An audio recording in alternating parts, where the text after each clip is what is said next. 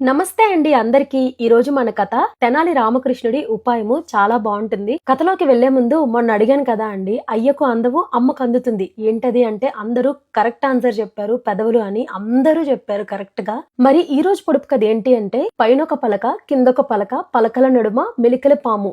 ఏంటది answer comment చేయండి. కథలోకి వెళ్ళిపోదామా. శ్రీకృష్ణ దేవరాయల వారి తోటలో మంచిగా గుమ్మడికాయలు కాస్తున్నాయి. కానీ తీరా చూస్తే ఆ కాయలు ఎవరో దొంగలాడుతూ వెళ్ళిపోతున్నారు అనమాట. ఎవరు దొంగలాడుతున్నారు ఏంటి అనేది ఎవరికి తెలియట్లేదు. ఈ విషయం రాయల వారి వరకు వెళ్ళింది, ఎవరో ఇలా కాయలు దొంగలాడేస్తున్నారు అని. అప్పుడు భటులకి అడిగారు. భటులకు అడిగితే ఎంత వెతికినా తెలియట్లేదు మాకు ఎవరు అనేది అని. కానీ ఆ తోటని వీరయ్య మల్లయ్య లింగయ్య అని ముగ్గురు కాపలా కాస్తున్నారు. భటులు ఆ తోటని కాపలా కాస్తున్నా ఆ ముగ్గురు మీద అనుమానం ఉంది అని చెప్పారు. ఆ ముగ్గురిని కూడా రాయల వారి ఆస్థానానికి తీసుకువెళ్తారు అడగటానికి. ఆ కొలువులోనే వికట కవి తెనాలి రామకృష్ణుడు కూడా ఉంటారు. తెనాలి రామకృష్ణుడు బాగా ఆలోచించి ముగ్గురికి 3 కర్రలు ఇస్తారనమాట. ఒక ఇంత సైజు కర్రలు ఇస్తారు. ముగ్గురికి సేమ్ సైజు లో 3 కర్రలు ఇస్తారు. ఇచ్చి నేను మీకు మంత్రించి ఇస్తున్నాను, ఎవరైతే దొంగతనం చేశారో వాళ్ళ కర్ర మాత్రం పొద్దున్నకంతా 1 అంగుళం పెరిగిపోతుంది అని చెప్తారు. ఓహో ఓకే అని చెప్పి వాళ్ళ ముగ్గురు కూడా ఇంటికి వెళ్ళిపోతారు. ఇంటికి వెళ్ళిపోయాక మల్లయ్య ఏమో అమ్మో నేనే దొంగతనం చేశాను, ఈ కర్ర నాది రేపు పొద్దునకి 1 అంగుళం పెరిగిపోతుందేమో అని చెప్పి 1 అంగుళం ఇరగొట్టేస్తాడు, రేపు పొద్దున కల్లా 1 అంగుళం పెరిగిపోకుండా. ఆ ముగ్గురు ఆ కర్రలు తీసుకొని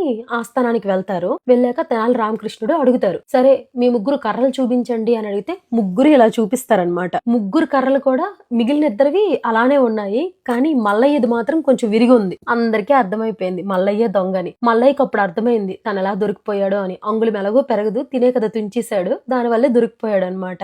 ఇంకా తెనాలి రామకృష్ణుడి తెలివితేటలకి అందరూ మెచ్చుకున్నారు. మల్లయ్య ఏమో రాయల వారికి క్షమాపణలు అడుగుతాడు. ఇంకా సరేలే ఏముందిలే అని చెప్పి రాయల వారు ఆయన క్షమించి పంపించేస్తారనమాట. చూశారు కదా అండి తెనాలి రామకృష్ణుడు తన తెలివితేటలతో ఎలా పట్టుకున్నాడో. మల్లయ్య ఏమో తన అమాయకత్వంతో అంగుళం తుంచేసి దొంగగా దొరికిపోయాడు కదా. Thank you.